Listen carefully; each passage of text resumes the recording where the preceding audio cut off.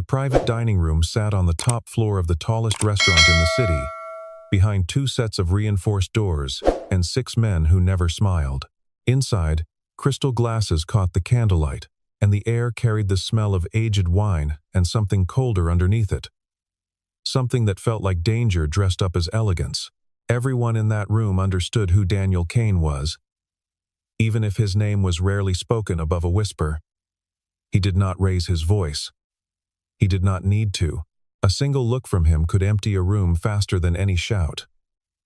And the men who worked for him had learned that lesson the hard way, more than once. Across the long table sat the only person in the world who ever softened his expression, his younger sister, Sophia Kane. She rarely spoke during these dinners, choosing instead to watch the negotiations unfold like a woman reading a chessboard 3 moves ahead of everyone else. That night, Daniel had gathered a small circle to close a deal worth more than most people would earn in a lifetime, and every detail had been planned for weeks. Sophia sat quietly, occasionally rubbing at her wrist. A small gesture that nobody at the table thought twice about. She reached for her glass, then set it down again without drinking, her fingers trembling in a way that seemed almost too small to notice. She tried to speak, tried to ask her brother a question about the numbers on the table. But the words came out twisted, syllables sliding into each other like ice breaking apart. Daniel turned toward her immediately, his easy composure cracking for the first time in years. He said her name once, sharply, and she tried to push herself up from the chair. But the left side of her body no longer answered her. The glass slipped from her hand and shattered against the marble floor, and a heartbeat later, Sophia followed it down. The room erupted into chaos within seconds. Bodyguards rushing forward with hands hovering uselessly over holsters they could not use in a crowded restaurant. One man screaming for someone to call the family physician, another slamming the door shut, as if sealing the room could somehow seal away the danger. Daniel dropped to his knees beside his sister, shouting orders that nobody could actually follow, because none of them, for all their training in violence, had ever been trained to save a life.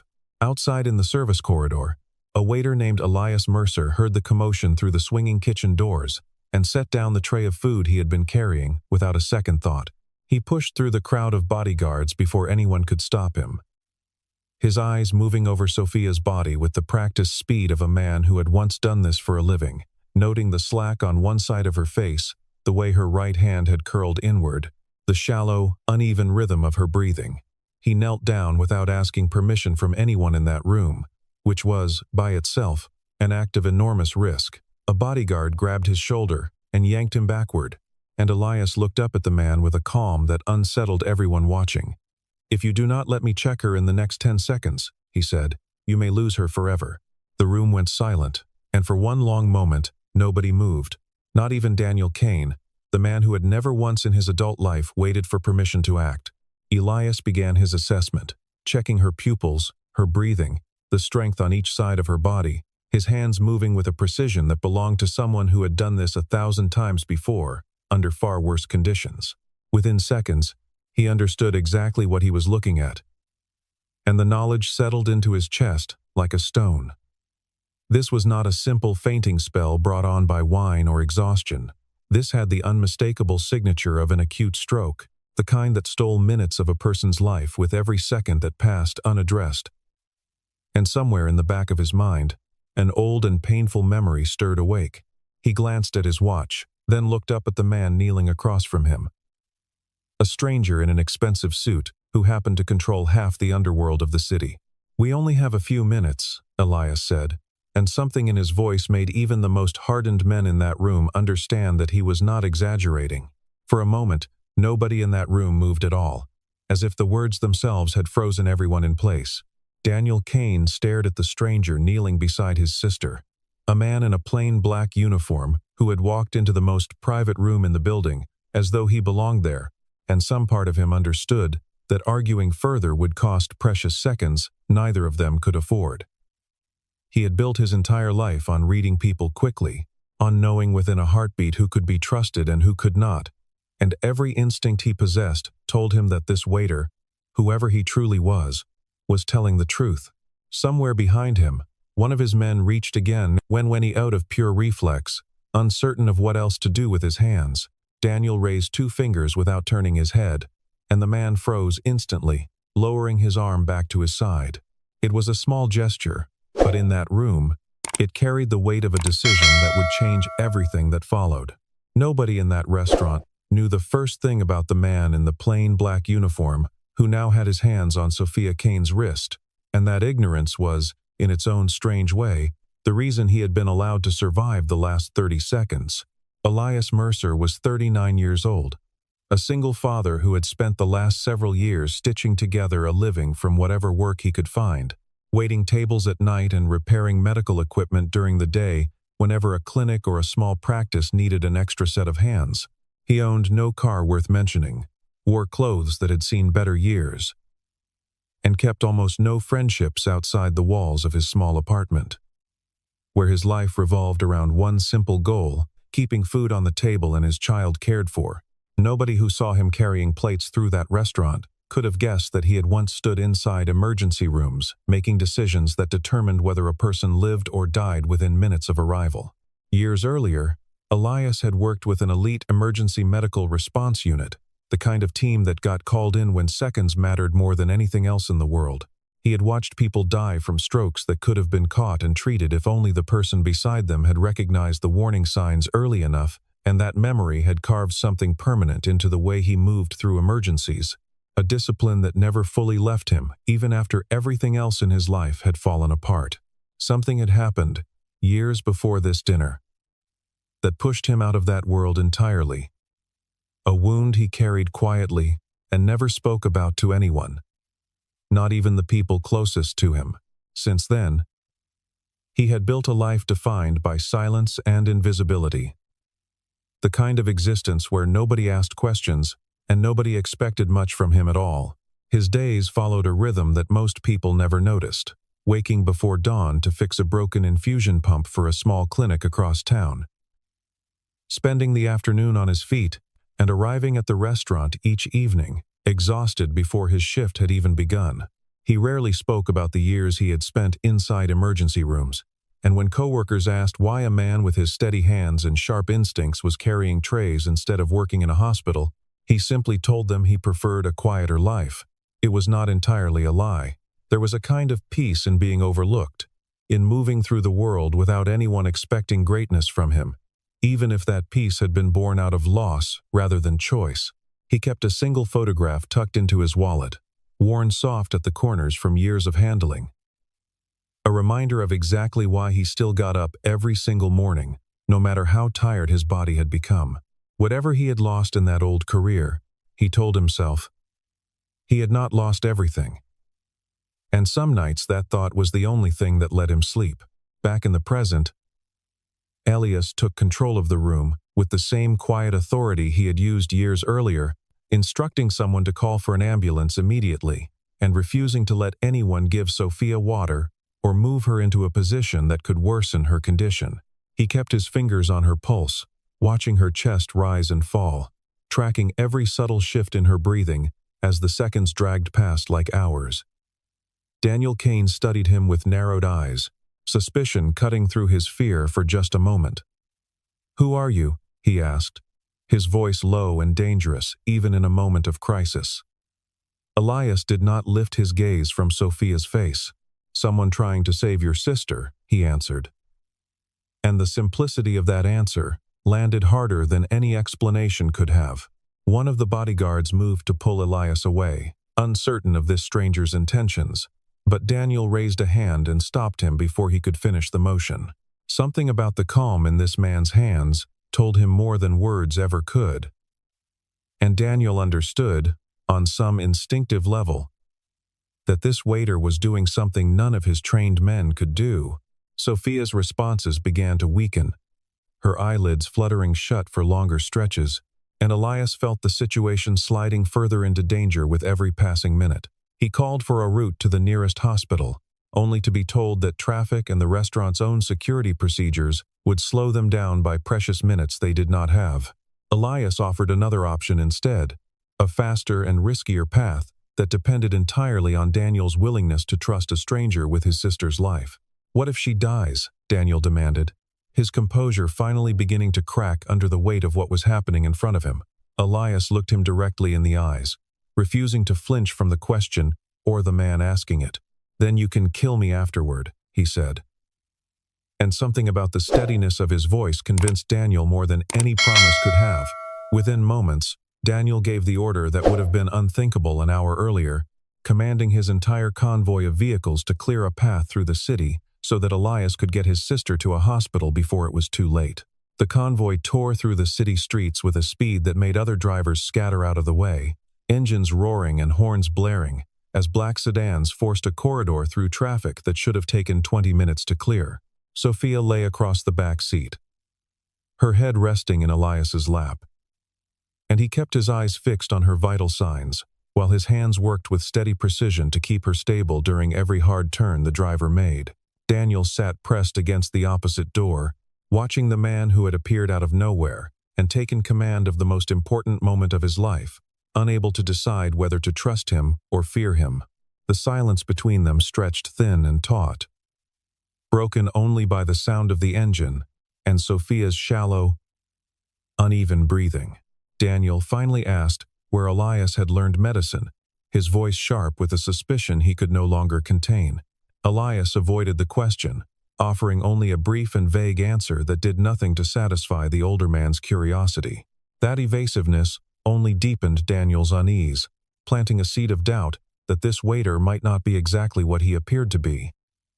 Perhaps he had been placed there deliberately, some kind of asset positioned to infiltrate his organization at exactly the right moment, though the timing of a random stroke seemed far too strange to have been engineered. One of the bodyguards, working quickly on a phone in the front seat, discovered that Elias's official records were almost entirely empty, a blank space where a man's history should have been, and that discovery only sharpened Daniel's suspicion into something closer to fear.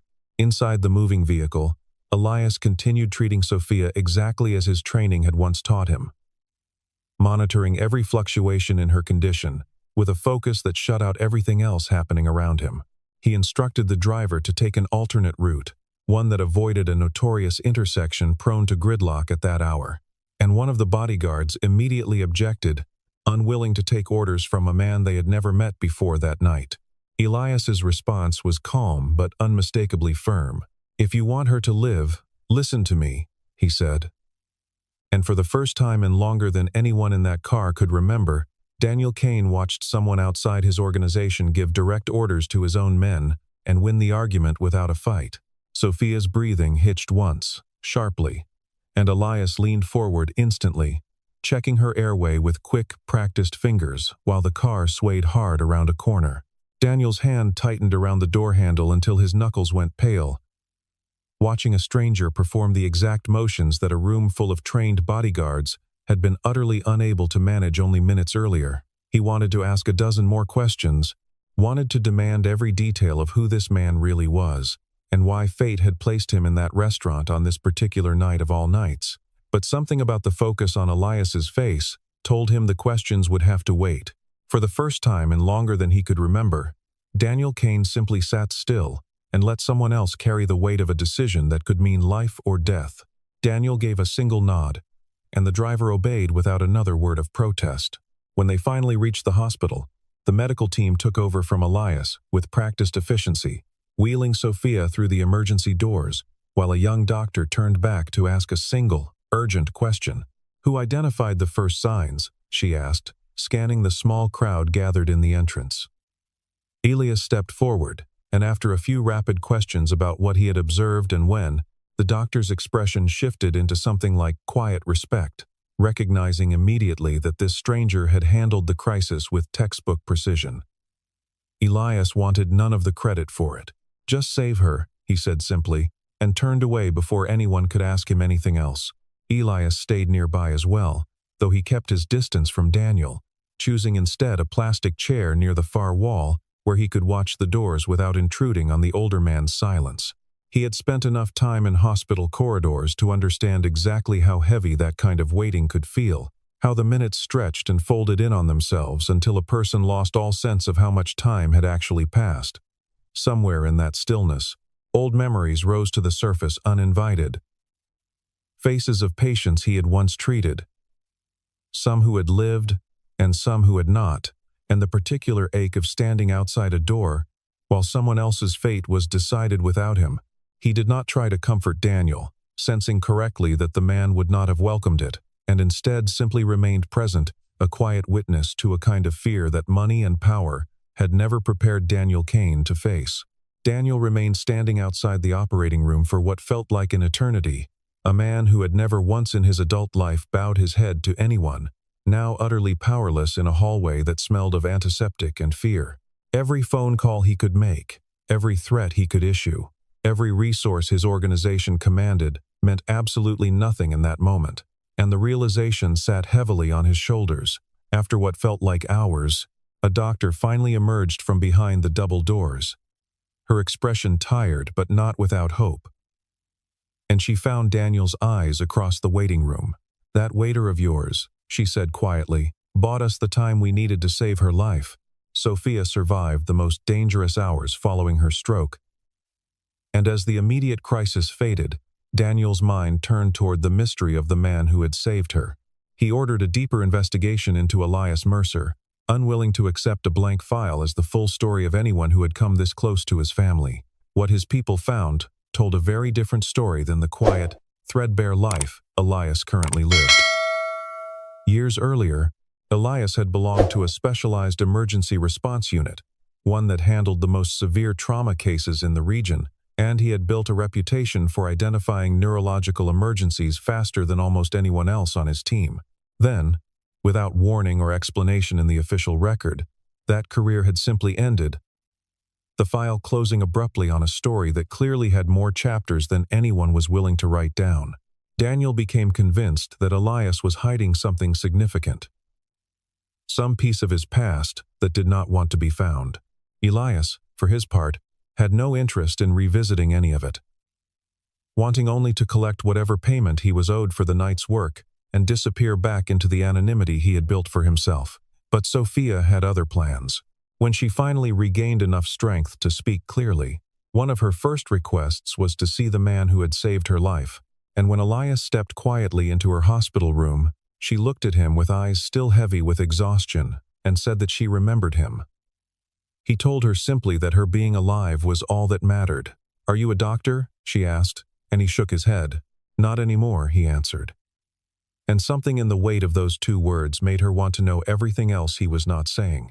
Daniel arrived not long after, demanding the full truth this time, unwilling to accept vague answers any longer from a man who had held his sister's life in his hands. Elias finally gave in, describing a moment years earlier when he had saved a patient during a violent accident, only to be blamed afterward for a decision that had never actually been his to make. The fallout cost him his career and his reputation in a matter of weeks, and he chose afterward to disappear into an ordinary life rather than fight a system that had already decided his guilt. Daniel asked if he regretted any of it. Elias considered the question for a long moment before answering. "I only regret ever thinking that saving a life was something simple," he said. And Sophia, listening quietly from her hospital bed, began piecing together a suspicion that the person responsible for ruining Elias years ago might somehow be connected to her own brother's world. She did not say it aloud that night, unwilling to voice a suspicion she could not yet prove. But the thought settled into her mind and refused to leave. She had grown up watching her brother's organization from the edges, close enough to understand its machinery, but never fully a part of the violence that sustained it, and she had learned long ago to notice the small details that others overlooked. There was something in the timing of Elias's downfall, the neatness of it, the way an entire career had collapsed without a single loose thread left behind, that struck her as far too convenient to be accidental. People who made honest mistakes left behind evidence of confusion, of human error, but the file she had briefly glimpsed read instead, like something carefully constructed by a mind that understood exactly what story it wanted told.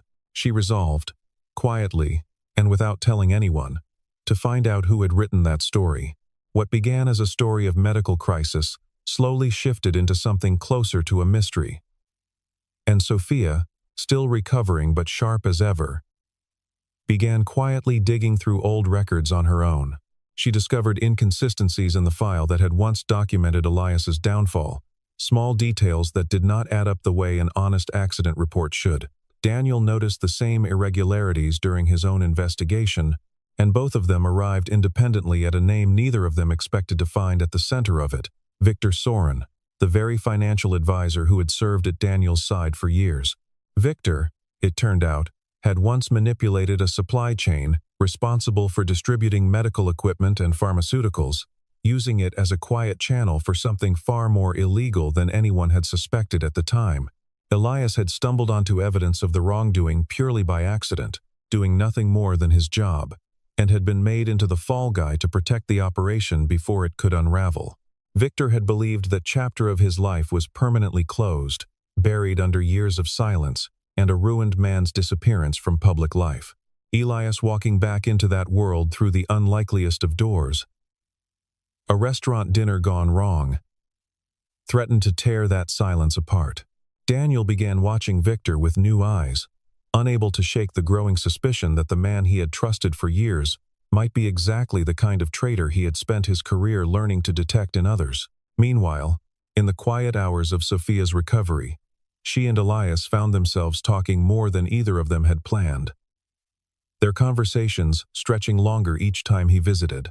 Sophia realized quickly that Elias was unlike any man she had encountered in her world, someone who felt no need to flatter her, chase her family's money, or perform confidence he did not actually feel.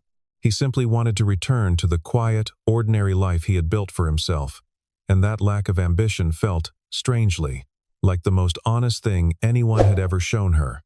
"Why do you keep helping me?" she asked him one evening, her voice softer than it had been at the dinner table days earlier. Elias looked away before answering. "Because you needed help," he said. And when she pressed him further, asking if that was truly the only reason, he simply repeated the same 4 words. That simplicity struck something deep in Sophia, a feeling she had not allowed herself in a very long time. But Elias made a quiet decision to keep his distance from her all the same, aware that he belonged to a world entirely separate from hers, one built on invoices and repair jobs rather than power and legacy. Unknown to either of them, Victor had already learned that Elias was still alive and asking questions, and he gave the order for his people to eliminate him before the truth had any chance of surfacing. Victor had spent years believing the past was safely buried, a closed chapter that no longer had any power to threaten him, and the sudden reappearance of Elias felt like watching a ghost step calmly into daylight. He moved carefully at first, gathering information through quiet channels rather than acting rashly, unwilling to draw attention to himself. Before he understood exactly how much Elias actually knew, what he discovered troubled him more than he wanted to admit. Whispers that Sophia had begun asking pointed questions about old shipping records, and that Daniel's usual trust in his closest advisor had started to cool in small, almost imperceptible ways. Victor told himself that a man who repaired kitchen equipment and carried plates for a living posed no real threat to an empire built over decades. Yet some instinct he could not quite silence insisted otherwise. By the time he finally decided to act, the decision had less to do with calculation and more to do with fear, the kind of fear that made desperate men move too quickly and leave behind mistakes they would later regret. Elias returned to his ordinary routine once he was discharged from the hospital's orbit, back to the small apartment and the late shifts that had defined his life for years. It did not take long before he noticed the signs of being watched. A car that appeared too many times on the same street. A phone that rang twice and went silent before he could answer it. One night, walking home later than usual, he sensed the ambush before it fully closed around him, old instincts sharpened by years of high-pressure work kicking in at exactly the right moment. He managed to break free and disappear into a side alley before the attackers could finish what they had started, his heart pounding as he pressed himself against a brick wall in the darkness. Daniel found him not long afterward, arriving with 2 of his men and an expression that mixed concern with calculation in equal measure. "I can protect you," Daniel told him, his voice carrying none of its usual cold authority. Elias refused without hesitation. "I don't need your world," he answered. Daniel's response came just as quickly. "My world has already found you," he said, and the truth of that statement was impossible to argue with. The two men entered into an uneasy partnership after that. Elias, making it clear he had no interest in becoming part of Daniel's organization, and Daniel equally clear that he had no interest in recruiting him, only in learning exactly what Victor had been hiding for all these years and how deep the betrayal actually ran. Sophia contributed pieces of evidence she had gathered during her recovery, connecting financial records and shipment logs that painted an increasingly disturbing picture. Victor was not simply protecting an old secret anymore. He was actively preparing to sell detailed information about the entire organization's network to a rival family looking to seize control of Daniel's territory. Still, the evidence they had assembled was not quite strong enough to move against him openly. And Victor, sensing the walls beginning to close in around him, understood that his enemies were circling closer than he had anticipated. He decided to set a trap of his own, one final move designed to eliminate the threat before it could fully take shape. Late one evening, Elias received a strange and unsigned message on his phone. A single line that made his stomach turn cold the moment he read it. "If you want to know why you lost everything," it said, "come back to the old place." Elias traveled to the address from his past, a site that had once been the center of his professional life before everything collapsed around him in the span of a single terrible week. Walking through those familiar halls again stirred memories he had spent years trying to bury. And it did not take long before he encountered someone he recognized, a former colleague who had once worked beside him during his years in emergency medicine. The man revealed a truth that reshaped everything Elias thought he understood about his own downfall. He had never actually made the mistake he had been blamed for all those years ago.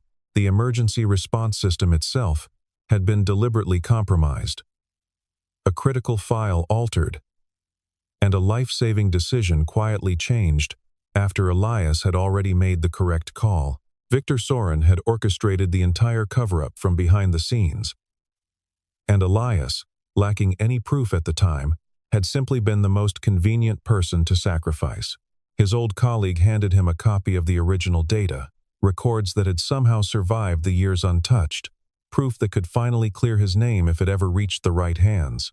Before Elias could process what he was holding, Victor himself appeared in the doorway, flanked by two men, whose intentions were written clearly on their faces. "You should have stayed a poor man living quietly," Victor told him, his voice dripping with contempt. Elias met his gaze without flinching. "I already lived that way long enough," he answered, and Victor gave the order to have him removed permanently.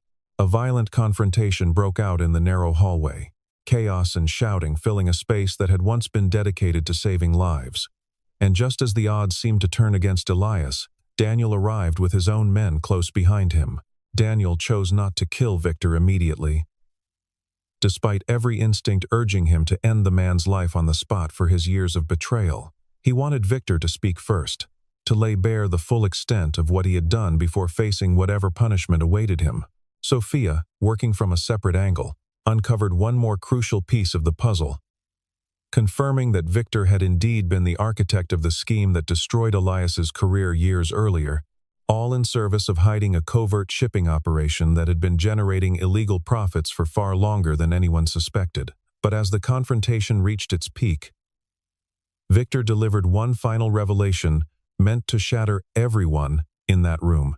The stroke that had nearly killed Sophia at dinner had not been random misfortune at all.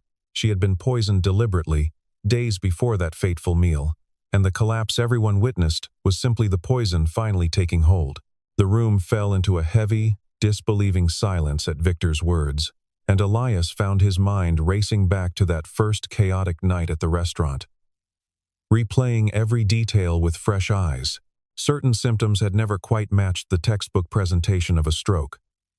Small inconsistencies he had noticed even then, but attributed to the chaos of the moment rather than a deeper cause. He worked quickly alongside the medical team to re-examine Sophia's original test results, searching for confirmation of what Victor had just admitted.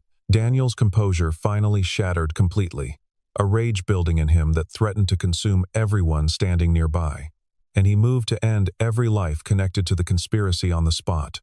Elias stepped between him and that decision, refusing to let fury undo everything they had worked to uncover. "If you kill them now," he said firmly, "you will never know who is truly standing behind all of this." For the first time since they had met, Daniel actually listened, pulling back the violence he had been ready to unleash and allowing the investigation to continue instead. What they uncovered went far beyond Victor acting alone, revealing a rival organization working patiently from the shadows to dismantle the Kane family from the inside out.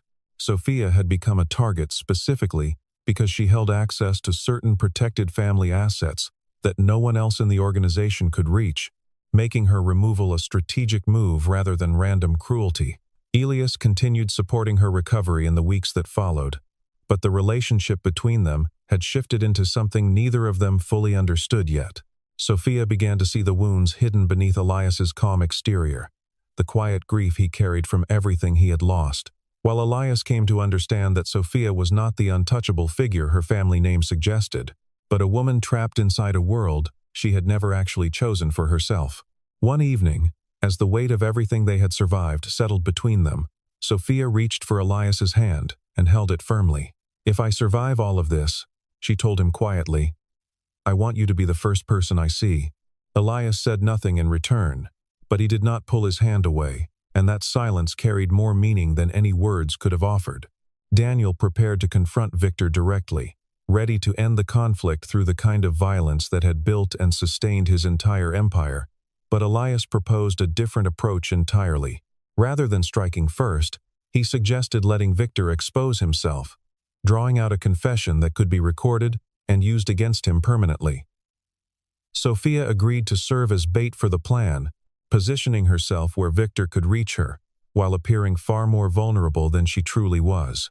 Daniel played along as well, pretending to lose his grip on the situation, allowing Victor to believe his long game had finally succeeded after years of careful maneuvering.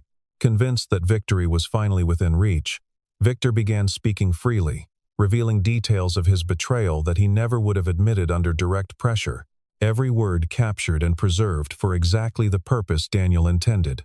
When Victor finally realized he had been deceived, his composure broke apart into open fury, and the confrontation that followed turned violent almost instantly. Elias suffered a minor injury during the struggle but refused to step back, positioning himself between Sophia and the danger without a moment's hesitation.